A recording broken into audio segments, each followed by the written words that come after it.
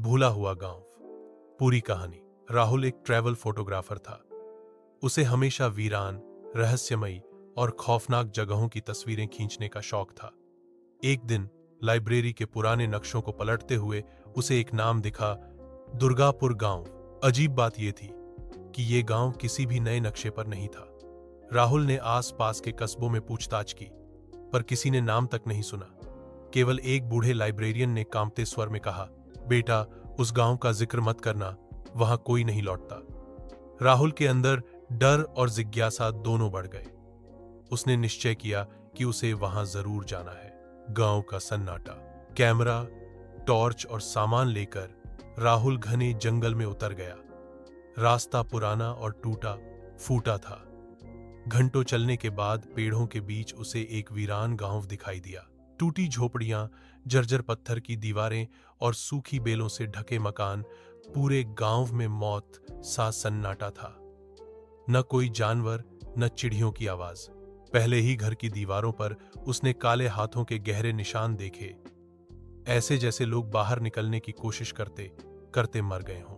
पहली रात का आतंक। राहुल ने मंदिर के पास डेरा डाल दिया।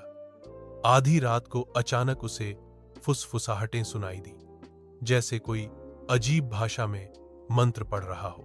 उसकी टॉर्च झिलमिलाने लगी। रोशनी की झलक में उसने देखा कि साये खंडहरों के बीच चल रहे हैं, लेकिन जैसे ही सीधे देखा, सब गायब। तभी मंत्र रुक गए और एक बच्चे के रोने की आवाज गूंज उठी। वह कांपते हुए पास की झोपड़ी में गया। अंदर केवल टूटा हुआ झूला हिल रहा था, पर बच्चा नहीं था। गांव का श्राप। अगली सुबह जंगल किनारे एक बूढ़ा चरवाहा मिला। आंखें धुंधली थीं, पर उसकी आवाज में अजीब डर था। उसने कहा, बरसों पहले इस गांव के लोगों ने अकाल से बचने के लिए अपने ही एक मासूम बच्चे की बलि दे दी। उसकी मां ने श्राप दिया कि यहां कोई चैन से नहीं जी पाएगा। उसी रात पूरा गांव अंधेरे में समा गया।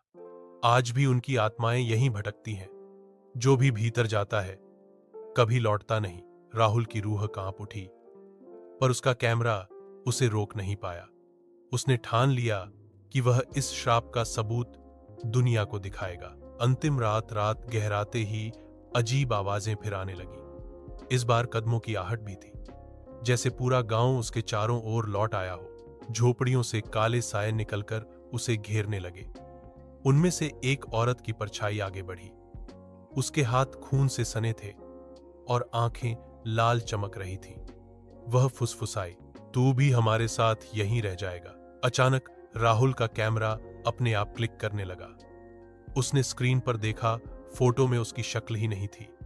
उसकी जगह सैकड़ों काली आंखें उसे घूर रही थीं। खामोशी का राज। राहुल की चीख जंगल में गूंजी और फिर सब कुछ शांत हो गया। अगले दिन लोग केवल उसका टूटा हुआ कैमरा और टॉर्च पाए। कैमरे में दर्ज आखिरी तस्वीर में पूरा गांव खड़ा था, मगर वे सब इंसान नहीं, सड़ चुके चेहरे और खोखली आंखों वाली परछायां। कहा जाता है उसके बाद से दुर्गापुर का नाम फिर किसी नक्शे पर दर्ज नहीं हुआ, और जो भी उस जगह का रास्ता खोजता है वो उसी अंधेरे का हिस्सा बन जाता है। दुर्गापुर गांव आज भी नक्शों से मिटा हुआ है, लेकिन उसके साए मिटे नहीं।